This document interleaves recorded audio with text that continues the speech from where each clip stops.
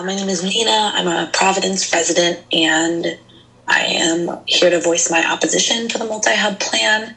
I think all the speakers who went before me captured a lot of really important points, so I'm not going to repeat them too much, but I think I'm really here to say I'm 23 as a young person who calls Providence home.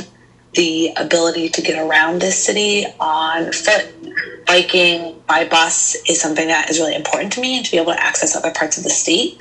And I think first and foremost, public transit needs to serve the people who use it consistently. And to start public engagement so far down the process of building this plan, and really to not even start it until pressure from the transit riders and pressure from city council members in Providence, I think is pretty appalling.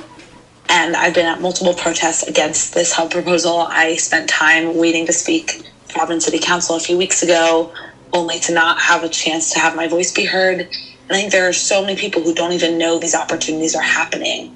So I really think there needs to be far greater outreach to the bus riders in the city. And I know things are difficult given COVID, but there are so many community-based organizations who have huge contingencies of bus riders in their members.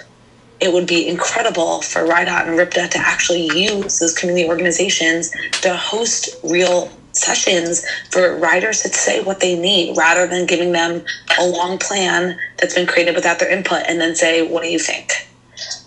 And I think the other thing that was highlighted in this presentation that I just wanted to respond to briefly was about the electric bus charging infrastructure and how Kennedy Plaza is not adequate for that.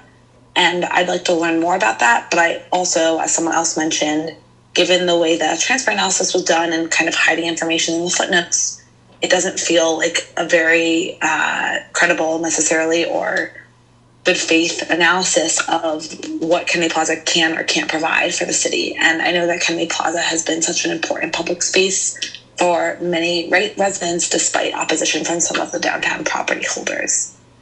So that's all I wanted to say, but thank you for your time, and I hope you all will consider doing more public outreach to bus riders rather than just some of the big institutions downtown.